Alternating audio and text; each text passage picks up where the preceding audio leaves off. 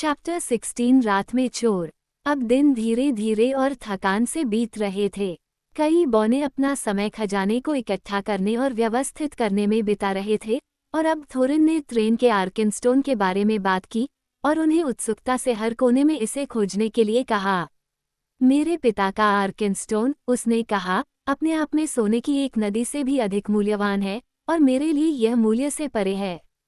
मैं उस पत्थर को अपने खजाने में रखता हूँ और जो कोई भी इसे पाता है और इसे रोक लेता है, मैं उससे बदला लूंगा।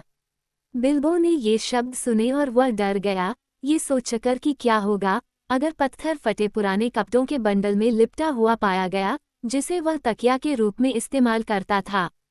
फिर भी उसने इसके बारे में बात नहीं की, क्योंकि जैसे जैसे दिन की थकान बढ़ती गई, उसके छोटे से दिमाग में एक योजना की शुरुआत हुई। कुछ समय तक ऐसा ही चलता रहा, जब कौवो ने खबर दी कि डैन और 500 से अधिक बौने आयरन हिल्स से तेजी से आते हुए अब उत्तर पूर्व से आ रहे डेल से लगभग 2 दिन की दूरी पर हैं। लेकिन वे बिना किसी निशान के पहाड़ तक नहीं पहुंच सकते, रोइक ने कहा, और मुझे डर है कि घाटी में लड़ाई न हो जाए। मैं इस सलाह को अच्छा नहीं मानता। हालांकि वे एक भयंकर लोग हैं, लेकिन वे उस सेना को हराने की संभावना नहीं रखते जो तुम्हें घेर रही है, और अगर वे ऐसा कर भी लें तो तुम्हें क्या हासिल होगा? सर्दी और बर्फ उनके पीछे तेजी से आ रही है। तुम्हारे आसपास की जमीनों की दोस्ती और सद्भावना के बिना तुम कैसे भोजन करोगे? खजाना तुम्हारी मौत का कारण बन सकता है, हालांकि अजगर अब नहीं रहा। लेकिन थोरिन को कोई फर्क नहीं पड़ा। सर्दी और बर्फ दोनों ही मनुष्यों और कल्पित बौनों को काटेगी, उसने कहा, और उन्हें बंजर भूमि में रहना कष्टदायक लग सकता है। मेरे दोस्तों के पीछे होने और सर्दी के आने से शायद वे बातचीत करने के लिए नर्म मूड में होंगे।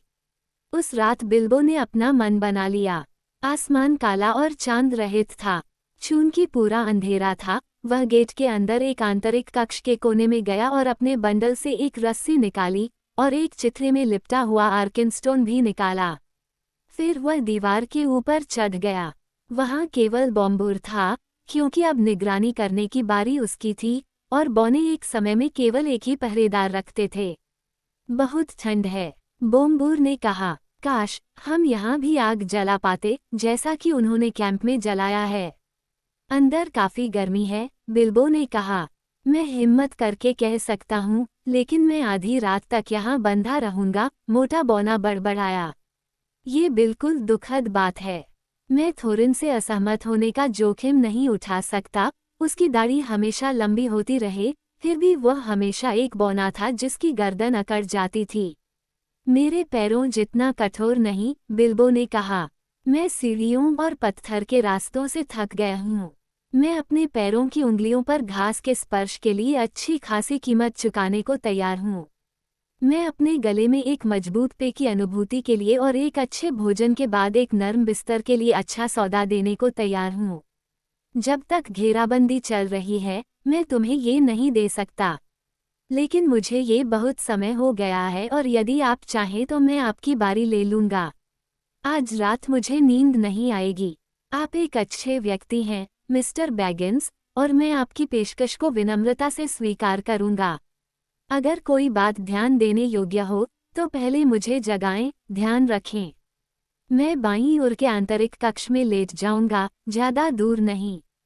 तुम जाओ, बिल्बो ने कहा। मैं तुम्हें आधी रात को जगा दूंगा और तुम अगले चौकीदार को जगा सकते हो।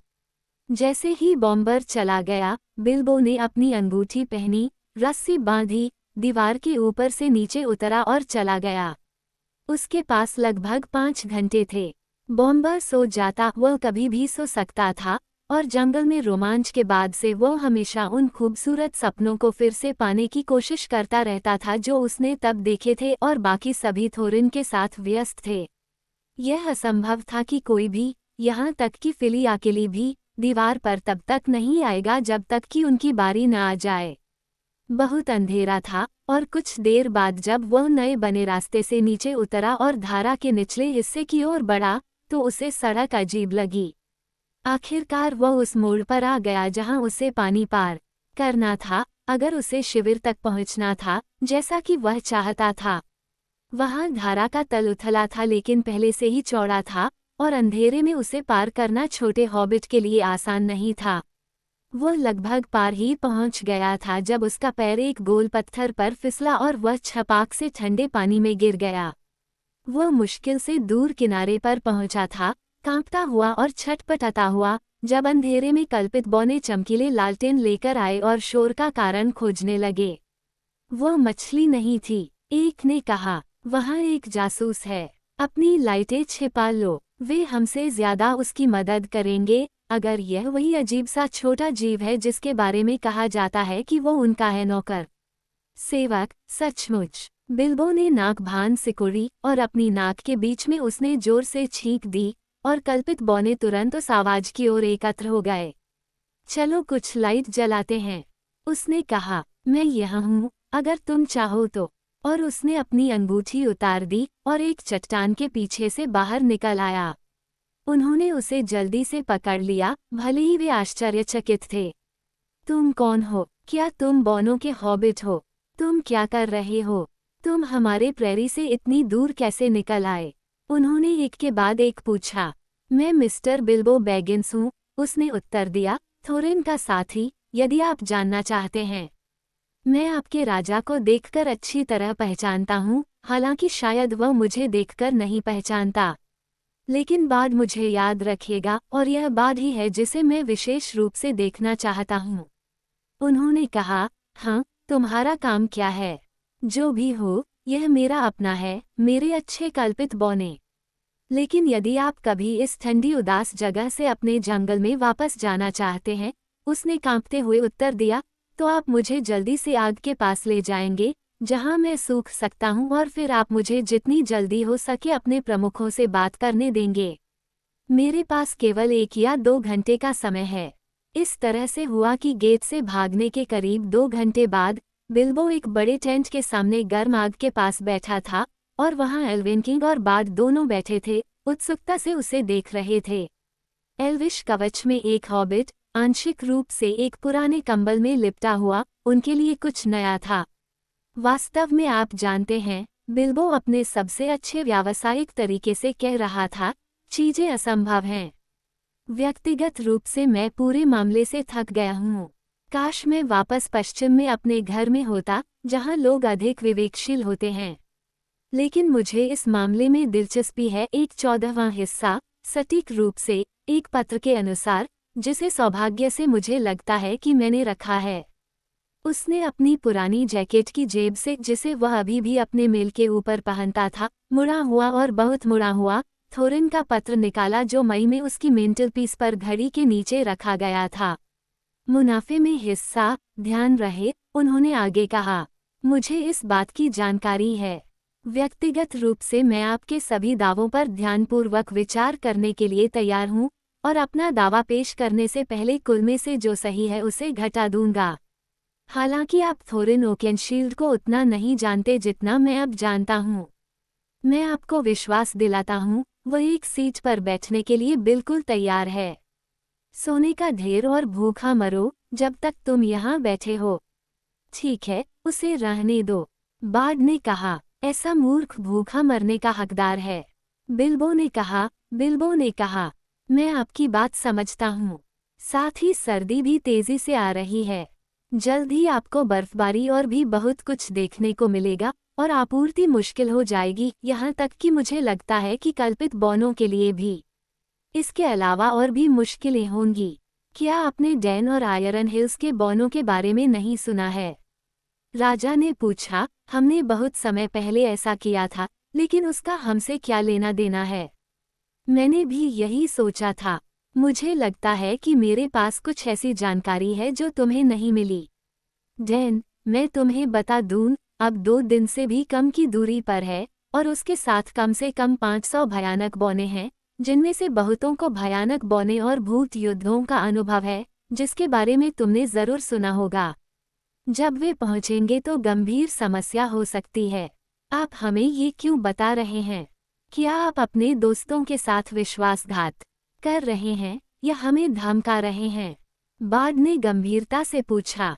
मेरे प्यारे बार्ड, बिल्बो ने चीखकर कहा, इतनी जल्दी मत करो। मैं ऐसे संदिग्ध लोगों से कभी नहीं मिला।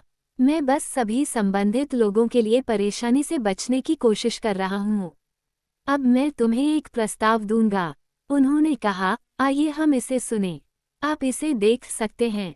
उसने कहा, ये यही है, और उसने आर्किनस्टोन को बाहर निकाला और आवरण को फेंक दिया। एल्वेन किंग खुद, जिसकी आंखें आश्चर्य और सुंदरता की चीजों को देखने की आदी थीं, आश्चर्यचकित होकर खड़ा हो गया। यहाँ तक कि बाद भी चुपचाप उसे देखकर आश्चर्यचकित हो गया। ऐसा लग रहा था जैसे एक ग्लोब को चांदनी से भर दिया गया हो और ठंडे तारों की चमक से बुने जाल में उनके सामने लटका दिया गया हो। ये ट्रेन का आर्केनस्टोन है, बिल्बो ने कहा, पहाड़ का हृदय, और ये थोरिन का हृदय भी है। वह इसे सोने की नदी से भी अधिक मूल्यवान मानता है। मैं इसे तुम्हें देता हूँ। ये तुम्हारे सौदेबाजी में तुम्हारी सहायता करेगा। फिर बिल्बो ने, बिना किसी कपकपी के, बिना किसी लालसा की झलक के, अद्भुत पत्थर बाड को सौंप दिया, और उसने इसे अपने हाथ में पकड़ लिया, जैसे कि वह चकित हो। लेकिन ये तुम्हें कैसे दिया जा सकता है? उसने अंततः प्रयास करते हुए पूछा। ठीक है, हॉबिट ने असहजता से कहा, ये बिल्कुल सही नहीं है, लेकिन ठीक है, मैं इसे अपने सभी दावों के विरुद्ध खड़ा करने के लिए तैयार हूँ। क्या आप नहीं जानते? मैं एक चोर हो सकता हूँ, या ऐसा वे कहते हैं। व्यक्तिगत रूप से मुझे वास्तव में ऐसा कभी महसूस नहीं हुआ, लेकिन मैं एक ईमानदार व्यक्ति हूँ, मुझे उम्मीद है, कमोबेश। वैसे भी मैं अब वापस जा रहा हूँ, और बौने मेरे साथ जो चाहें कर सकते हैं।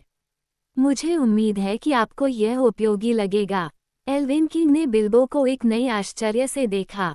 बिल्बो बैगिंस, उसने कहा, आप उन कई लोगों की तुलना में एल्फ प्रिंस का कवच पहनने के लिए अधिक योग्य हैं जो इसमें अधिक सुंदर दिखते हैं। लेकिन मुझे आश्चर्य है कि क्या थोरिन ओकेनशील्ड इसे इस तरह से देखेंगे। मुझे बौनों के बारे में शायद आपसे अधिक जानकारी है। मैं आपको सलाह देता हूँ कि आप हमारे साथ रहें, और यहाँ आपको सम्मान और 3 गुना स्वागत मिलेगा। मुझे यकीन है कि आपका बहुत बहुत धन्यवाद, बिल्बो ने झुककर कहा।